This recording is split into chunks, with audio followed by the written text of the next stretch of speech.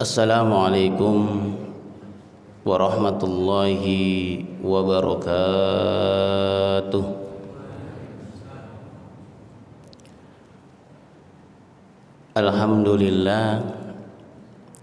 Alhamdulillahilladzi arsala rasulahu bil huda wa dinil haq liyudhhirahu 'alad dini kulli wa kafa billahi shahida. Ashhadu an la ilaha illallah wahdahu la syarika lah wa ashhadu anna Muhammadan abduhu wa rasuluhu la nabiyya ba'dah. Allahumma salli wa sallim wa barik ala sayyidina Muhammadin wa ala alihi wa ashabihi wa man tabi'ahum bi ihsanin ila yaumiddin. Faya ayyuhal hadirun usikum wa nafsi bittaqwallah wa ta'atihi la'allakum turhamun. Shadaqallahul azim. Puji syukur pada pagi hari ini kita panjatkan kepada Allah Subhanahu wa taala, karena pada pagi hari ini Allah masih memberikan kita kesempatan untuk menunaikan ibadah di rumah yang mulia ini. Kalau kita tengok, barangkali di antara saudara-saudara kita atau tetangga kita, di saat kita sedang duduk di majelis ini, mereka masih terlelap di atas kasurnya. Maka bisa jadi Allah memilih kita di antara hamba-hambanya menjadi orang-orang yang bersyukur. Amin ya rabbal alamin. Sholawat teriring salam semoga selalu tercurahkan kepada junjungan kita, panutan kita, Rasulullah sallallahu alaihi wasallam beserta keluarganya yang mulia, dan pada akhirnya kita berharap mendapatkan syafaatnya di yaumil qiyamah. Syafaat diibaratkan seperti katrol, Pak. Artinya kalau ada seorang siswa sekolah kemudian ikut ujian, hasil ujian nilainya 5, kira-kira lulus atau tidak? Kalau nilai 5 gitu kan nggak lulus. Bagaimana caranya biar supaya siswa itu lulus atau naik kelas? Maka si guru kasih nilai tambah 2 saja. Jadi berapa? 5 ditambah 2 jadi 7. Berarti anaknya itu lulus, kemudian ya naik kelas. Nilainya 5 ditambah 2 sama guru jadi 7. Begitulah gambaran kurang lebih syafaat baginda Rasulullah sallallahu alaihi wasallam kepada kita. Kita udah berupaya ibadah semaksimal mungkin, toh pada akhirnya juga ibadah kita tidak bisa mengantarkan kita masuk ke surganya Allah. Maka kita berharap mendapatkan syafaat dari baginda Rasulullah sallallahu alaihi wasallam. Amin ya rabbal alamin. Seperti yang diinformasikan tadi oleh pembawa acara, seyogianya pada pagi hari ini yang mengisi kajian adalah guru kami, Al-Ustadz Dr. Andes Haji Ahmad Yani. Tapi beliau pada pagi hari ini ada acara di luar, maka saya ditunjuk untuk ya bahasanya sebagai ban serep aja, Pak, gitu. Dan sekaligus ini silaturahim saya yang kedua di masjid ini. Alhamdulillah kurang lebih 2 bulan yang lalu saya hadir di sini ya Pak ya. Mungkin Bapak masih ingat saya. Bapak dan Ibu jamaah kajian subuh yang dirahmati oleh Allah Subhanahu wa taala. Tema subuh kita kali ini adalah dengan tema salah satu doa yang diajarkan baginda Nabi Muhammad sallallahu alaihi wasallam. Doa untuk seorang muslim itu amatlah penting. Saking pentingnya doa juga termasuk ibadah. Tujuan dari doa adalah minta dibimbing agar setiap langkah dalam kehidupan kita itu selalu mendapatkan petunjuknya dan selalu mendapat ridhonya. Saking pentingnya doa untuk seorang muslim, maka Nabi bilang, apa kata Nabi? Ad-du'a'u silahul mu'min. Doa itu seperti senjata. Doa itu senjata untuk orang mukmin, orang beriman. Kalau kita perang, kira-kira apa yang kita perlukan di medan perang? Apa tangan kosong aja? Atau pakai bambu runcing? Zaman dulu mungkin zaman kakek nenek kita perang pakai bambu runcing, ya Pak ya. Kalau zaman sekarang kan senjata perang itu lebih modern lagi. Segitunya senjata dibutuhkan dalam perang, begitu juga doa dibutuhkan dalam kehidupan. Maka Nabi mengilustrasikan ad-du'a'u silahul mu'min. Doa itu senjata untuk orang beriman. Itu. Adapun redaksi doa itu tergantung kita lah. Kadang-kadang kita berdoa sesuai dengan kebutuhan kita. Minta dilapangkan rezeki, bolehlah kita minta dengan bahasa kita. Yang bahasa orang Sunda ngomong Sunda, yang Jawa boleh Jawa. Kalau redaksi kita boleh, nggak jadi masalah. Kalau redaksi dari baginda Rasulullah Shallallahu Alaihi Wasallam banyak doa dari Nabi.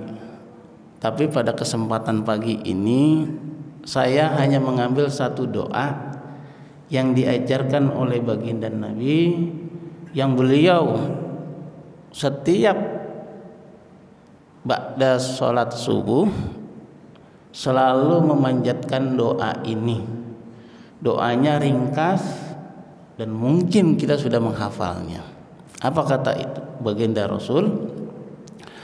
Allahumma inni as'aluka ilman nafi'an wa rizqan tayyiban wa amalan mutaqabbalan.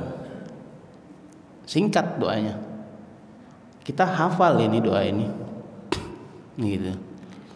Nah, dari doa ini Nabi meminta 3 hal kepada Allah Subhanahu wa taala dan sekaligus pelajaran untuk kita. Yang pertama, Allahumma inni as'aluka ilman nafi'an. Nabi minta kepada Allah, ya Allah, sungguh aku meminta kepadamu ilmu yang bermanfaat. Bukan Nabi meminta Allahumma inni as'aluka ilman katsiran, ilmu yang banyak, bukan. Tapi Allah minta ilmu yang bermanfaat. Di Jakarta ini majelis taklim banyak, masjid banyak, dan di setiap masjid ada taklim. Tidak hanya di masjid, di sekolah juga diajarkan ilmu agama. Di kampus juga ada ilmu agama. Banyak tempat-tempat kita mendapatkan ilmu agama. Yang jadi masalah, koreksi untuk kita adalah apakah ilmu yang kita telah dapatkan di majelis-majelis ilmu itu bermanfaat untuk diri kita atau belum? Itu yang jadi masalah. Karena bisa jadi banyak ilmu yang sudah kita dapat, kita dengar, nggak ada manfaatnya untuk kita. Yang dimaksud manfaat di sini adalah ilmu itu tertanam di dalam hati, bermanfaat untuk diri sendiri. Ilmu itu tertanam di dalam hati sehingga menimbulkan rasa takut kepada Allah Subhanahu wa ta'ala. Ilmu agama kita penuh, tapi kalau nggak takut kepada Allah Subhanahu wa ta'ala, kira-kira bermanfaat atau tidak? Coba. Ada nggak kira-kira orang yang begitu? Ilmunya banyak, tahu ini, tahu itu, tahu ini, tapi nggak ada takut sama Allah Subhanahu wa ta'ala. Indikasi ini bermanfaat untuk diri kita sendiri. Jadi kalau kita takut kepada Allah Subhanahu wa ta'ala lantaran ilmu yang kita peroleh, pengetahuan agama yang kita dapati, itu indikasi bahwa ilmu yang kita dapatkan bermanfaat. Setelah takut kepada Allah Subhanahu wa ta'ala, bukan hanya takut, kira-kira dengan takut itu semakin rajin beribadah atau tidak kira-kira? Tuh.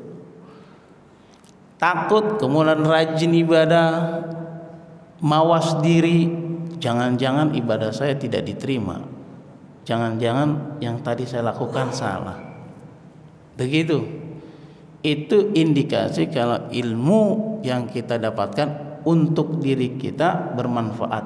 Jadi untuk bertambahnya kebaikan kita, berubahnya sikap dan perilaku kita, yang tadinya buruk menjadi baik, yang tadinya malas menjadi rajin, yang tadinya sholat jamaahnya hanya maghrib saja, ini semuanya, ini berarti ilmu yang kita peroleh bermanfaat untuk diri kita. Kalau manfaat untuk orang banyak, lingkungan kita, ilmu kita sebagai pencerahan. Tadinya orang tidak tahu tentang masalah ini, karena bertanya kepada kita, atas penjelasan kita, orang jadi tahu. Tadinya orang lupa, padahal sudah ngerti nih orang, cuma lupa. Karena kita ingatkan, alhamdulillah, jadi ingat kembali. Singkatnya, ilmu yang kita miliki tidak hanya manfaat untuk diri kita, tapi juga bermanfaat untuk orang lain di sekitar kita. Begitu.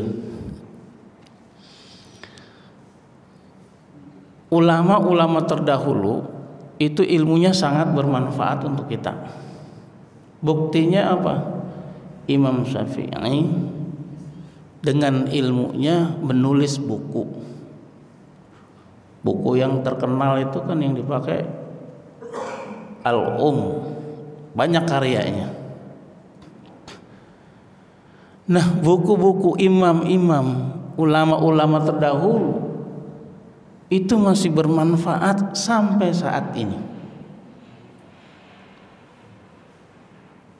Maka ilmunya bukan hanya bermanfaat untuk dirinya, tapi untuk umat Islam, meskipun orangnya telah meninggal ratusan tahun. Lah ini ada di antara kita, jangankan meninggalnya, masih hidupnya aja ilmunya nggak bermanfaat buat orang. Ini repot, Pak. Itu Imam Syafi'i. Yang dekat-dekat Imam apa yang dekat? ulama kita di Indonesia yang dekat-dekat, katakanlah Buya Hamka misalnya. Buya Hamka sudah wafat. Buya Hamka menulis buku kurang lebih ada 100 buku. Dan sampai saat ini bukunya masih dibaca, dipegang sebagai bahan rujukan. Ada yang terkenal itu Buya Hamka, tafsir yang ditulisnya namanya Tafsir Al-Azhar, dan sampai saat ini masih menjadi rujukan. Ini berarti Buya Hamka ilmunya bermanfaat bukan hanya untuk dirinya, tapi juga untuk umat Islam khususnya Indonesia. Mungkin di luar negeri juga pakai ini juga. Gitu. Bermanfaat. Orangnya sudah wafat. Al-Azhar, Masjid Kebayoran Baru, pelopornya juga Buya Hamka. Artinya benar-benar ilmunya bermanfaat. Maka inilah yang diminta oleh Nabi, Allahumma inni as'aluka ilman nafi'an, ilmu yang bermanfaat. Apapun ilmu yang kita miliki seyogyanya bermanfaat. Itu pesan Nabi. Bukan title yang panjang, bukan. Boleh saja ke dunia yang itu. Kalau misalnya mau kuliah ambil jurusan ini pengen berharap gelar, nah itu cuma ke dunia ujian saja. Tapi kalau Nabi mengajarkan kita ilmu yang bermanfaat, begitu. Dan ini bukan hanya ilmu agama saja, tapi ilmu dunia pun juga kalau bisa bermanfaat buat orang lain, ini juga yang disebut dengan Nabi, diajarkan oleh baginda Nabi. Kemudian yang kedua, Nabi meminta Allahumma inni as'aluka ilman nafi'an wa rizqan thayyiban, rizki yang baik. Rizki yang baik di sini adalah sudah pasti rezeki yang diminta adalah rezeki yang halal. Rezeki yang halal itu bukan hanya zatnya yang halal, tapi juga cara memperolehnya yang halal. Kalau baik nggak halal, apa gunanya? Tapi Nabi meminta dengan redaksi thayyiban, bukan halalan. Itu bukan berarti Rasul nggak minta halal. Yang dimaksud yang baik itu pasti di dalamnya ada kehalalan. Itu maksudnya gitu. Baik yang dimaksud mengandung berkah, ada keberkahan dari rezeki. Ilustrasinya begini Bapak dan Ibu, si Andi dan si Budi bekerja di perusahaan tertentu. Andi dan Budi sama-sama memiliki gaji 10 juta, katakan Andi dan Budi.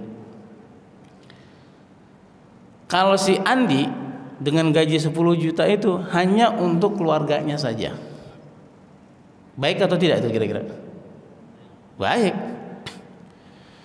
Tapi kalau si Budi gaji 10 juta ini dia nafkahkan keluarganya, orang tuanya, dia infak, bahkan bisa umroh Pak, bisa membantu orang dengan gaji yang sama. Kira-kira menurut kita nih, mana yang lebih bagus, yang lebih baik, yang lebih berkah, yang lebih banyak manfaatnya? Apakah gajinya si Andi atau si Budi? Kira-kira nilainya sama-sama 10 juta, tapi bobot manfaatnya, keberkahan dari rezeki yang dimiliki si Budi jauh lebih baik manfaatnya. Contoh yang kedua, Andi dan Budi. Ini contohnya Andi dan Budi. Mohon maaf, ada nama Andi dan Budi sini? Enggak ada ya Pak. Andi dan Budi diberi tetangganya duren. Tetangganya pulang dari Medan. Dari Medan bawa duren. Si Andi punya penyakit kolesterol, penyakit ini, penyakit itu. Si Budi sehat. Tuh kira-kira duren tuh yang enak buat siapa? Buat Andi atau si Budi kira-kira? Karena ada orang makan kok duren sedikit, apa namanya? Asam urat naik, apalagi ini muncul penyakit. Durennya tetap halal. Duren dikasih nggak mencuri, halal, enak duren. Tapi buat si Andi yang punya penyakit ini belum tentu bagus. Karena dokter ngelarang jangan makan ini, jangan makan itu, jangan makan ini. Tapi kalau buat si Budi, duren itu nikmat. Jadi enggak sehat dia. Begitu. Artinya duren ini rezeki yang thayyib, yang bagus untuk si Budi. Ya bukan berarti si Andi enggak boleh makan, bukan. Makan boleh aja, paling sedikit yang dimakan gitu. Begitu Pak. Sama orang, saya bilang tadi ilustrasi tadi, ada lagi orang sama-sama punya tabungan 100 juta. 100 juta. Kalau mau daftar haji kan 25 juta itunya. Pertama itu setoran awal tuh. Lah, si Andi punya 100 juta jadi setor haji. Si Budi maksudnya ya. Si Andi mah kagak. Kebanyakan mikir. Kan haji kan masih lama. Nanti aja. Ini juga sama, Pak. Artinya rezeki yang Allah berikan, yang Nabi minta kepada Allah adalah rezeki yang thayyib, yang baik, yang mengandung keberkahan. Begitu. Itu yang kedua kata baginda Rasul sallallahu alaihi wasallam. Yang ketiga yang diminta apa? Allahumma inni as'aluka ilman nafi'an wa rizqan thayyiban wa amalan mutaqabbalan. Amal yang diterima. Amal itu perbuatan, usaha. Usaha ya ibadah. Ini kita bayangkan. Ibadah dari bangun tidur sampai mau tidur lagi udah berusaha semaksimal mungkin, tiba-tiba Allah nggak nerima ibadah kita. Bagaimana kira-kira? Capek atau tidak? Sama seperti orang kerja, sudah kerja maksimal, ujungnya di akhir bulan tidak digaji. Bagaimana kira-kira? Gitu. Sama ibadah kita yang kita kerjakan harus kita pikirkan kira-kira Allah terima atau tidak nih ibadah kita. Jangan-jangan sholatnya jamaah, tahajud rajin, puasa rajin, infak rajin, jangan-jangan nggak diterima nih. Makanya sekelas Nabi saja, Nabi baginda Rasulullah maksum itu meminta kepada Allah agar amalnya diterima. Bagaimana dengan kita? Gitu. Itu Nabi ngajarin seperti itu, minta diterima amalnya. Pertanyaan, bagaimana caranya agar ibadah yang kita lakukan itu diterima Allah Subhanahu wa taala? Paling tidak ada dua hal yang harus kita kerjakan. Yang pertama, kalau ibadah itu niatnya harus benar lillahi ta'ala, bukan karena yang lain. Saya sholat subuh umpama di Masjid Al-Manar. Kenapa Anda sholat di situ? Karena imamnya bagus, suaranya bagus tadi. Imamnya masih muda. Udah nikah belum, Pak? Pak Sari. Imam tadi. Sudah nikah belum imam tadi? Alhamdulillah masih muda. Suaranya bagus. Kayak di Madinah kita rasanya. Bukan karena imam suaranya bagus kita sholat di Al-Manar berjamaah, bukan. karena Allah lillahi ta'ala. Bukan juga karena enak sholat di mana kemana, AC-nya kebanyakan dingin, bukan juga. Dan begitu. Ada orang yang sholat karena AC, Pak, ada. Begitu. Ada orang yang sholat karena pulang sholat dikasih berkat. Kenapa ente sholat Jumat di situ? Ada Jumat berkah. Ya nggak apa-apa sih, orang dia yang niat, gitu. Maksud saya jangan karena yang lainnya, gitu. Karena hanya lillahi ta'ala. Semua ibadah kita lillahi ta'ala, termasuk cari duit, cari rezeki, cari nafkah, bukan karena cari duit. Emangnya siapa yang buang duit kalau cari duit mah? Lillahi ta'ala, ya Allah, saya keluar dari rumah karena perintahmu sebagai kepala rumah tangga untuk mencukupi nafkah keluarga saya. Lillahi ta'ala, bismillahirrahmanirrahim, bukan mencari duit. Duit mah gak usah dicari, kalau kerja udah pasti dapat. Anu gitu. Niatnya yang benar, yang lurus, yang benar, lillahi ta'ala. Terus setelah ilmu niatnya udah benar, apa lagi? Ibadah harus pakai ilmu. Umpama nih, sholat subuh dikerjakan orang rajin banget nih, orangnya imannya misalnya imannya tebal, rajin ibadah, tapi Bapak lihat sholat subuhnya 3 rakaat tuh kira-kira gimana? Kira-kira ada orang sholat subuh 3 rakaat, Pak, gimana ceritanya? Saking dia semangatnya ibadah sampai subuhnya dikerjain 3 rakaat. Zuhur tadinya 4, 5, begitu. Saking rajinnya nih orang, begitu.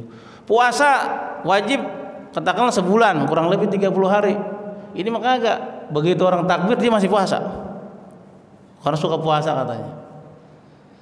Nah ini kan berarti semangatnya ibadahnya tinggi, tapi tidak dibarengi dengan ilmu. Begitu juga ibadah-ibadah lainnya, semuanya butuh ilmu. Dan ilmu alhamdulillah di sini banyak, di masjid kita ini ada majelis taklim kan, Pak, ya, banyak ya. Nah, bisa bertanya pada guru-guru kita yang hadir di sini, seperti itu. Agar ibadah yang kita lakukan diterima Allah Subhanahu wa taala. Begitu. Maka Nabi mengajarkan cuma 3 ini aja nih. Doanya banyak yang diajarkan baginda Nabi, tapi ya paling tidak selain sebagai doa, tapi juga sebagai pegangan hidup kita, Pak, ya. Jadi yang pertama, Allahumma inni as'aluka ilman nafi'an wa rizqan thayyiban wa amalan mutaqabbalan. Ya Allah, aku minta kepada Engkau ilmu yang bermanfaat, rezeki yang thayyib, yang baik, dan ibadah yang diterima, seperti itu. Semoga kita bisa mengamalkan hadis baginda Rasulullah Sallallahu Alaihi Wasallam. Ini dari saya singkat. Barangkali ada yang ingin disampaikan atau yang ditanyakan, dipersilahkan.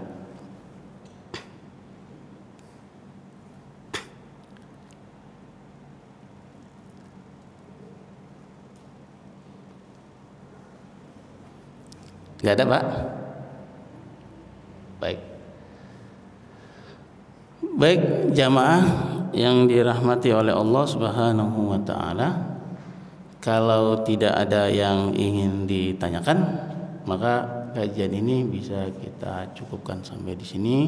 Mudah-mudahan kajian kali ini ada manfaatnya. Mari kita akhiri kajian ini dengan membaca kafaratul majlis. Subhanakallahumma wa bihamdika asyhadu an la ilaha illa anta astaghfiruka wa atubu ilaik. Assalamualaikum warahmatullahi wabarakatuh.